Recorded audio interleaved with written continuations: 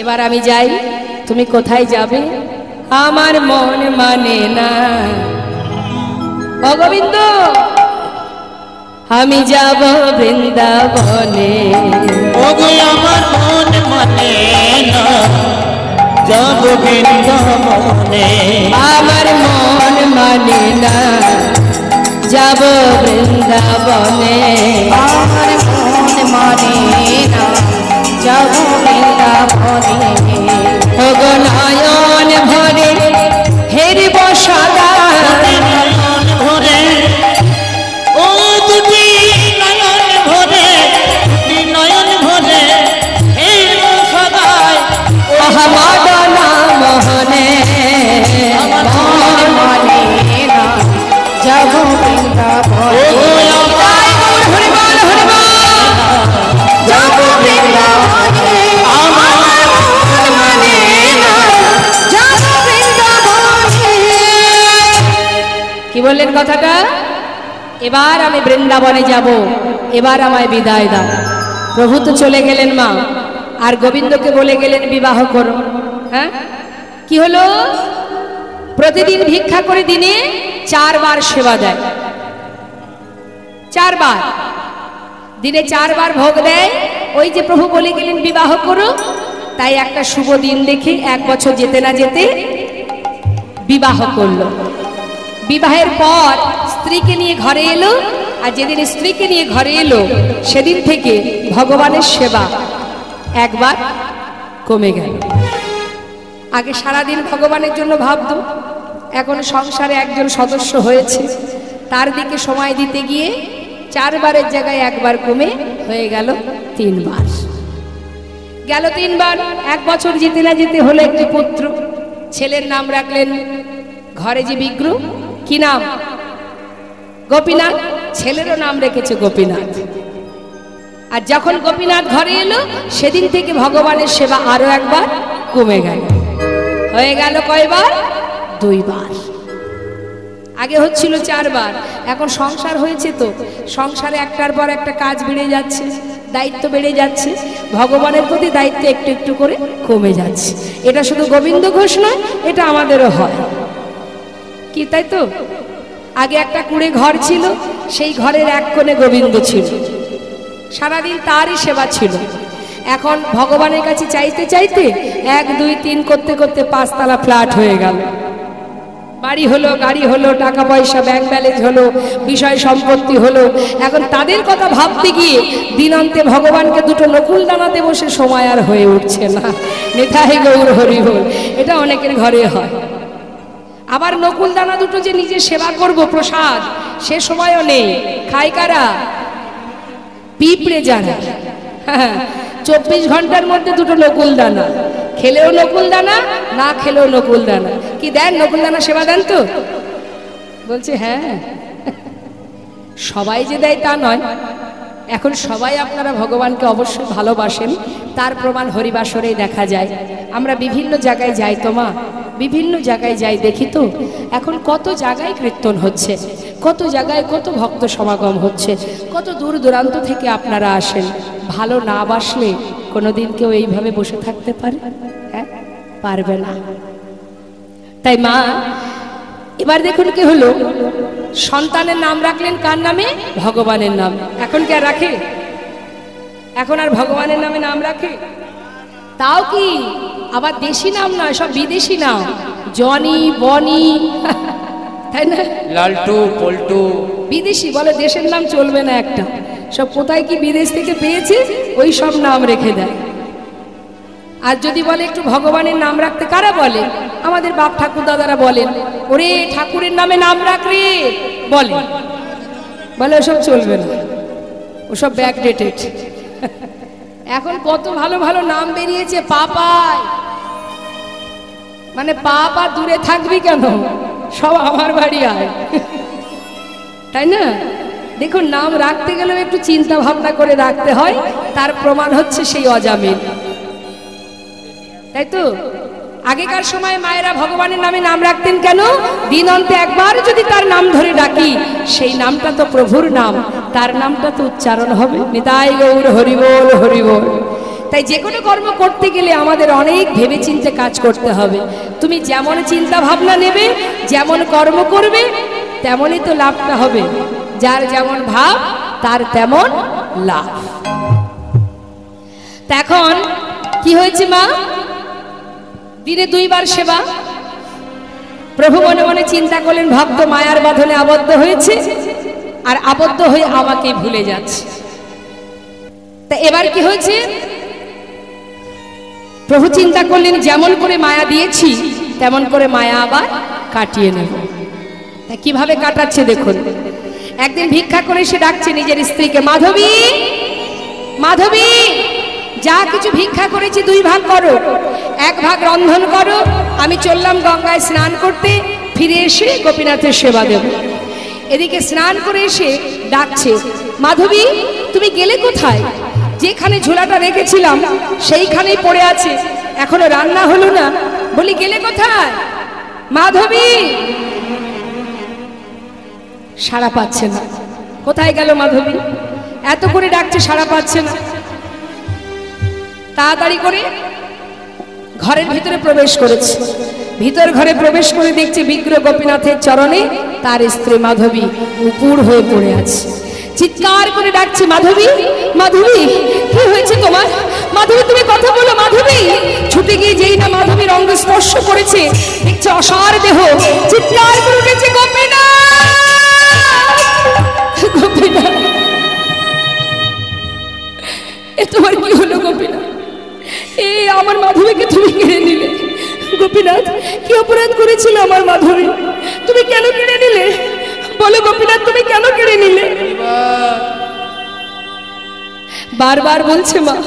চিৎকার করে নিজের স্ত্রীকে বুকে জড়িয়ে ধরে পাড়াপড়শি চিৎকার শুনে ছুটে এসেছে। কি হলো? এমন করে গোবিন্দ ঘোষ চিৎকার করছে কেন? এসে দেখছে কি, গোবিন্দ ঘোষের কোলে তার স্ত্রী মাধবী, তার অসার দেহ। সঙ্গে সঙ্গে সবাই মিলে তার মাথায় হাত দিয়ে সান্ত্বনা দিয়ে বললেন, শান্ত হও, কেঁদো না। দেখো তোমার তো সন্তান আছে, তুমি তাকে নিয়ে সুখে থেকো। যার দেওয়া সেই তো নিয়েছে, তুমি কেঁদো না। তোমার যদি হতো সে তোমায় ছেড়ে যেত না। সবার সান্ত্বনা পেয়ে নিজে হাতে তার শেষকৃত্য করে এবার সন্তানকে নিয়েই তার দিন কাটে। কিন্তু হলো কি মা, আর একটি বাঁধন আছে, সেই বাঁধনটাও কাটিয়ে নিলেন। কিভাবে কাটালেন? প্রতিদিন ভিক্ষা করে এসে যা হয় সেটাকে রন্ধন করে নিজের সন্তানের জন্য রাখে আর ভগবানের জন্য দেয়। কিন্তু একদিন ভুল করে ওই সন্তানেরটা ভগবানকে দিয়েছে আর ভগবানের সেবার বস্তু সন্তানকে দিয়েছে। দেখছে তো সেবা অপরাধী হয়ে গেল। সেবা অপরাধী যখন হচ্ছে তাহলে তো আর একটি বাঁধন আছে, এটাও তো কাটিয়ে নিতে হবে। সঙ্গে সঙ্গে কি করলেন মা? সঙ্গে সঙ্গে ওই বাঁধনটা কাটাবার জন্য একটু একটু করে গোবিন্দ ঘোষ তার সন্তানে যখন 5 বছর বয়স, 5 বছর বয়স হয়েছে, 5 বছরের সন্তানরা কিন্তু মা বাবাকে চিনতে শেখে, তাই না? প্রতিদিন বাবা গ্রাম থেকে যখন ভিক্ষা করে ঘরে আসে, বাবার কোলে বসে জিজ্ঞাসা করে, বাবা সকলের তো মা আছে, আমার মা কোথায়? প্রতিদিন একই প্রশ্ন, বাবা বলো না আমার মা কোথায়? সবারই তো মা আছে, আমার মা কোথায়? গোবিন্দ ঘোষ বুকের মধ্যে জড়িয়ে ধরে বলে, আমি তো আছি, আমি তোর মা, আমি তোর বাবা। কিন্তু সন্তানের একই প্রশ্ন, বাবা বলো না মা কোথায়? বাবা একবার বলো না মা কোথায়? হরি বল। বারবার বলছে, সহ্য করতে না পেরে বলে উঠলেন, তুই মায়ের কথা জানতে চাস? তবে যা, ওই যে মন্দিরের ভিতরে বসে আছে ওর কাছে কি জিজ্ঞাসা কর তোর মা কোথায়। সহ্য করতে না পেরে মনের কষ্টে বলে ফেললেন। আর ছোট্ট 5 বছরের শিশু বাবার কথা বিশ্বাস করে যেই না বাবা গঙ্গায় স্নানে গেছে, সেই সময় ঠাকুর ঘরে গিয়ে বিগ্রহ গোপীনাথের সামনে বসে পুত্র গোপীনাথ মা মা বলে কাঁদছে।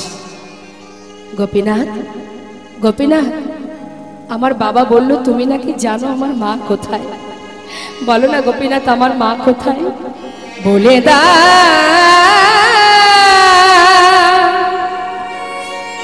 হে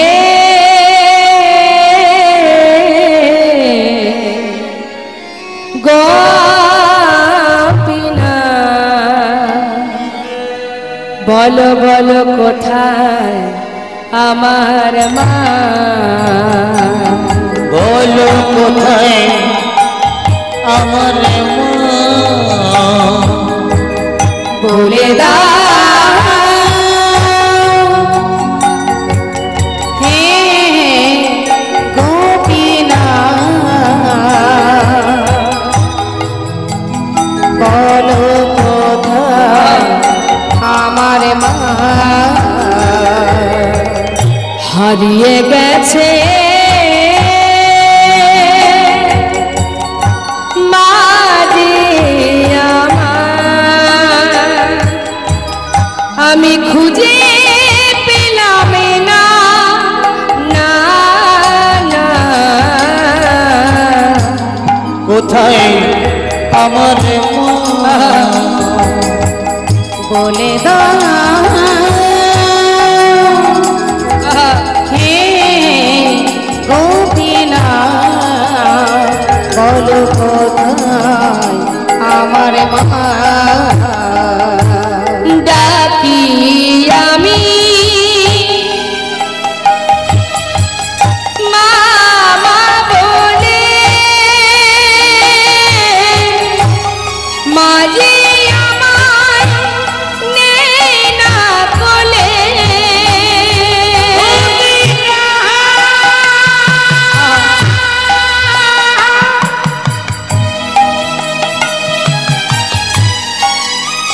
তুমি একবার বলে দাও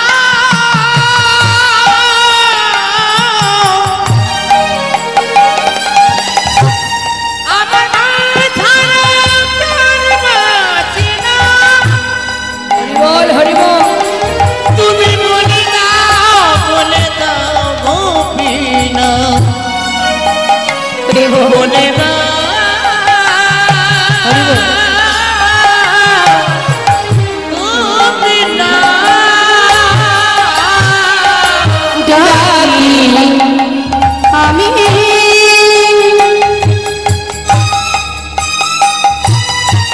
মা বলে, মাঝে আমায় নেই না কোলে, হারিয়ে গেছে মাঝে আমার, হারিয়ে গেছে মাঝে আমার, হারিয়ে গেছে মাঝে আমার, হারিয়ে গেছে মাঝে আমার, আমি খুঁজে পেলাম না, বলো কোথায় আমার মা, বলে দাও হে গোপীনাথ, বলো বলো কোথায় আমার মা, বলো কোথায় আমার মা। এদিকে গঙ্গায় স্নান করতে গেছে গোবিন্দ ঘোষ, স্নান করে সে নিজের পুত্রকে আগে ডাকছে, গোপীনাথ। সব মা বাবাই সন্তানকে ভালোবাসে। ও গোপীনাথ, গোপীনাথ কোথায় তুই বাবা? কতক্ষণ তোকে দেখিনি, আয় আমার কোলে আয়। ডাকতে ডাকতে ঘরের ভেতরে প্রবেশ করে দেখছে বিগ্র গোপীনাথের সামনে তার পুত্র গোপীনাথ মা মা বলে চিৎকার করে কাঁদছে। ছুটে গিয়ে সন্তানকে বুকের মধ্যে জড়িয়ে ধরেছে। কাঁদিস না বাবা, কাঁদিস না রে, ও কোনোদিন তোকে বলবে না তোর মা কোথায়, আমি তো আছি। ওরে এমন করে যদি কাঁদিস আমি কোথায় যাব? আমার যে আর কেউ নেই রে, তুই ছাড়া যে আমার আর কেউ নেই। কাঁদিস না বাবা। বুকের মধ্যে জড়িয়ে ধরে সারা গায়ে হাত বোলাচ্ছে। আমাকে বাবা বলে ডাক, আমাকে মা বলে ডাক। তুই কাঁদিস না বাবা, আমি তোর কোনো দুঃখ রাখবো না, আমি তোর কোনো কষ্ট রাখবো না। বলতে বলতে হঠাৎ তার মুখের দিকে যেই না লক্ষ্য দিয়েছে, দেখছে পুত্রের বদন থেকে ঝলকে ঝলকে রুধির ঝরছে। চিৎকার করে উঠেছে, গোপীনাথ,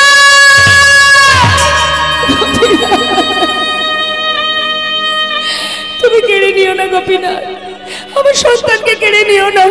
আমার স্ত্রীকে নিয়েছো, আমি তো তোমায় কিচ্ছু বলিনি। আমার একমাত্র পুত্রকে তুমি কেড়ে নিও না, ও ছাড়া যে আমার আর কেউ নেই। কেড়ে নিও না প্রভু গো,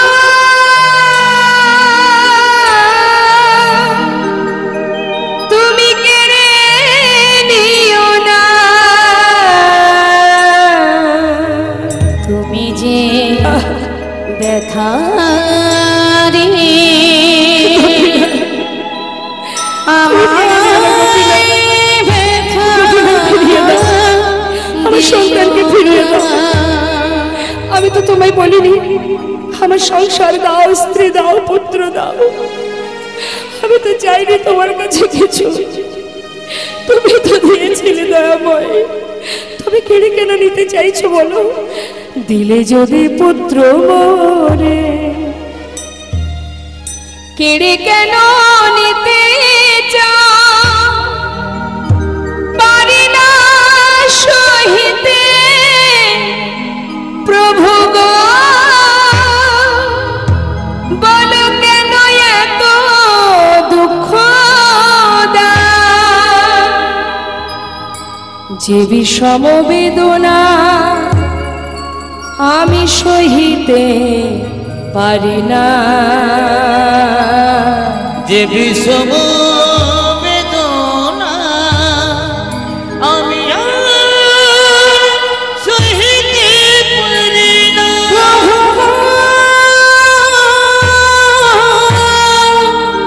সহিতে পারি না,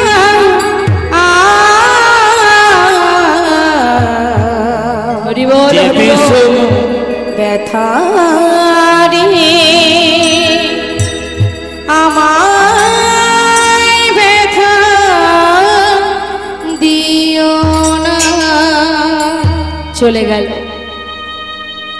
সন্তানও চলে গেল, পিতার কোলে পুত্র প্রাণ হারালো। সন্তানকে নিয়ে গিয়ে গঙ্গার ঘাটে সমাধি দিয়ে গঙ্গায় স্নান করে শুদ্ধ বসন পরে ঘরে ফিরে এলো। বিগ্রহ গোপীনাথের সামনে দাঁড়িয়ে বলে উঠলেন, গোপীনাথ কি করে পারলে তুমি? সর্বস্ব কেড়ে নিলে। আমি তো কিছুই চাইনি তোমার কাছে, তুমি দিলে, আবার তুমি সর্বস্ব কেড়ে নিলে। শুনে রাখো প্রভু, বাবা বলে ডাকবার মতো সন্তানটুকু তুমি রাখলে না। আর কি নিয়ে বাঁচবো? কে আছে আমার?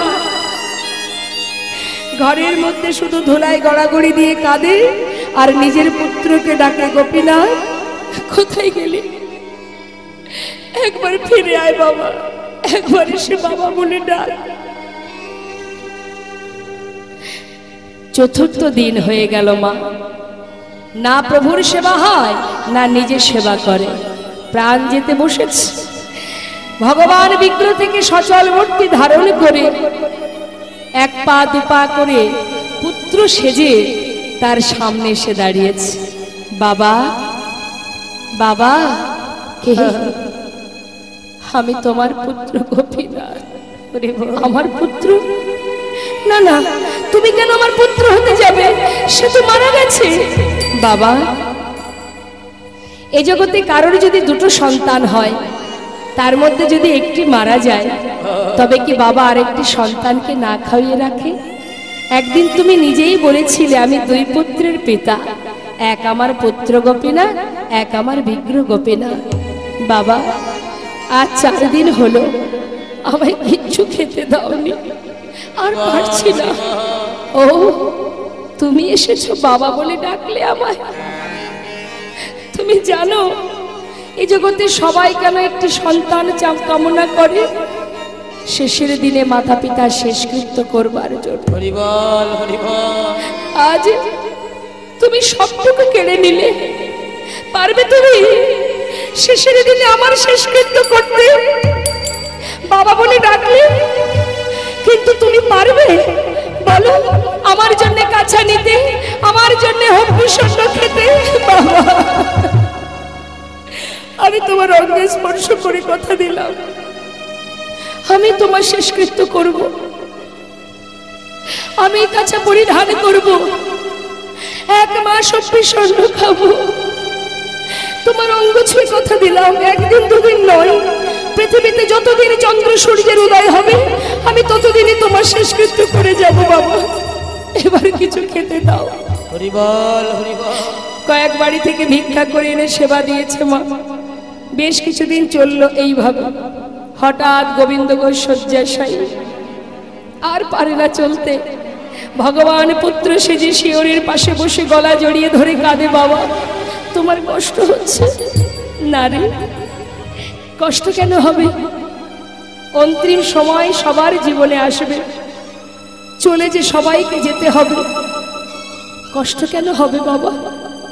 শোন, আমায় একটা কাজ করে দিবি কি? চলে যাওয়ার আগে আমাকে একটু চরণামৃত এনে দিবি। আজ আর মনে নেই মা যে স্বয়ং ভগবান পুত্র সে যে পাশে বসে আছে। অন্তিম সময় তো সব বিস্মরণ হয়ে গেছে, স্মরণে আসছে না। ভেবেছি এটা নিজের পুত্র। ও গোপীনা, আমাকে একটু চরণামৃত এনে দিবি বাবা। দেব। সচরণামৃত পান করালেন। গোপীনা, বলো বাবা, চলে যাওয়ার আগে, বিদায় নেবার আগে আমাকে একটু, আমার শিওরের পাশে একজোড়া করতাল আছে, একবার হরিনাম শোনাবি বাবা? শোনাবো। করতাল হাতে করে নিয়ে ভগবান পুত্র সে যে হরিনাম করছে। হরে কৃষ্ণ হরে কৃষ্ণ কৃষ্ণ কৃষ্ণ হরে হরে হরে রাম হরে রাম রাম রাম হরে হরে। হরে কৃষ্ণ হরে কৃষ্ণ কৃষ্ণ কৃষ্ণ হরে হরে হরে রাম হরে রাম রাম রাম হরে হরে। হরে কৃষ্ণ হরে কৃষ্ণ কৃষ্ণ কৃষ্ণ হরে হরে হরে রাম হরে রাম রাম রাম হরে হরে। হরে কৃষ্ণ হরে কৃষ্ণ কৃষ্ণ কৃষ্ণ হরে হরে হরে রাম হরে রাম রাম রাম হরে হরে হরে কৃষ্ণ হরে কৃষ্ণ কৃষ্ণ কৃষ্ণ জয় গৌর হরি বল হরি বল হরি বল। হরে রাম হরে রাম রাম হরে হরে। পরবর্তী যেহেতু লীলা আছে, সেই কারণে আমরা ভক্তের মৃত্যু পর্যন্ত যাব না। আমরা চাই না যে ভক্তের মৃত্যু হোক। যেহেতু পরবর্তীতে এখনো লীলা বাকি আছে, সেই কারণে আমরা ভক্ত আর ভগবানের এখানেই লীলাকে বিশ্রাম রাখব। আর যতটুকু সময় আছে আমাদের 10 মিনিট, আমাদের কমিটির ভক্তগণের অনুরোধ আছে তারা শেষে দুটো ভজন শ্রবণ করবে, তাই সেদিকেও আমাদের একটু লক্ষ্য রাখতে হবে। আমরা দুটো ভজন শ্রবণ করব। আর সেই সঙ্গে আরও একটা বিশেষ ঘোষণা, এটা বৈশাখ মাস, আপনাদেরকেও বলে যাই, বৈশাখ মাসের এই বছরের প্রথম, আমাদের নতুন বছরের প্রথম মাস, আমাদের বাঙালির এই বৈশাখ মাস, যে বৈশাখ মাসে আপনারা প্রতিনিয়ত তুলসী বৃক্ষে জল দান করবেন, জল দিতে হয়। প্রতিনিয়ত ভাগবত কথা আপনারা 1 অধ্যায় করে যদি সন্ধ্যাবেলা ভাগবত পাঠ করতে পারেন, দিতে পারেন, সেবা দিতে পারেন, পাঠ করতে পারেন। বৈষ্ণব সেবা দান করা এই বৈশাখ মাসে করতে হয়। মা, বছরের প্রথম মাস, সেটা যদি সুন্দর হয় সারা বছরই সুন্দর যায়নি। তাই গৌর হরি বল হরি বল। তাই আজ আমরা দর্শন করলাম ভক্ত আর ভগবানের মধুর এই লীলা।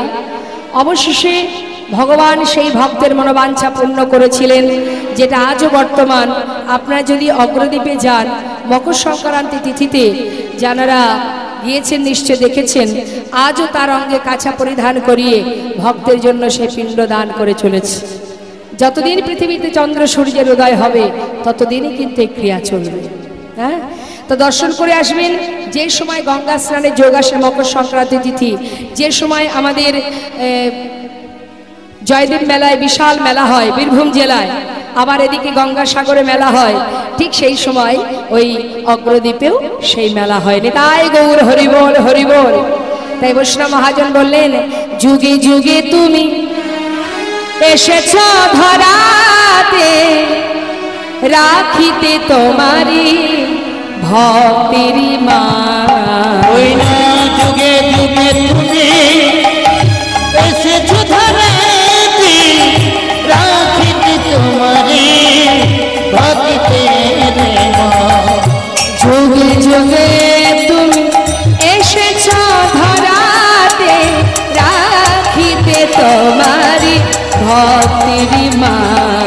যুগে যুগে তুমি এসেছো ধরাতে, রাখিতে তোমারি ভক্তেরি মা। হরে কৃষ্ণ কৃষ্ণ কৃষ্ণ হরে হরে, হরে রাম রাম রাম হরে হরে। বলো হরে কৃষ্ণ কৃষ্ণ কৃষ্ণ হরে হরে, হরে রাম রাম রাম হরে হরে। ভক্ত আর ভগবানের মিলন হইল, ভক্ত আর ভগবানের মিলন হইল, ভক্ত আর ভগবানের মিলন হইল, ভক্ত আর ভগবানের মিলন হইল। প্রেমানন্দে বদন হরে হরি হরি বল, প্রেমানন্দে বদন ধরে হরি হরি বলো। প্রেমানন্দে বাদন ধরে হরি হরি বলো। হরে কৃষ্ণ। আমরা এত সময় লীলার মধ্যে ছিলাম, পরবর্তী লীলা শ্রবণ করবার আগে আমরা দুটো ভজন শ্রবণ করব। চলুন যাই আমরা একটা বৃন্দাবনের একটা ভজন শুনি, তারপর একটা বাংলা ভজন শুনবো। জয় রাধেশ্যাম। বৃন্দাবন ধাম আচ্ছা অপার, জপে যা রাধে রাধে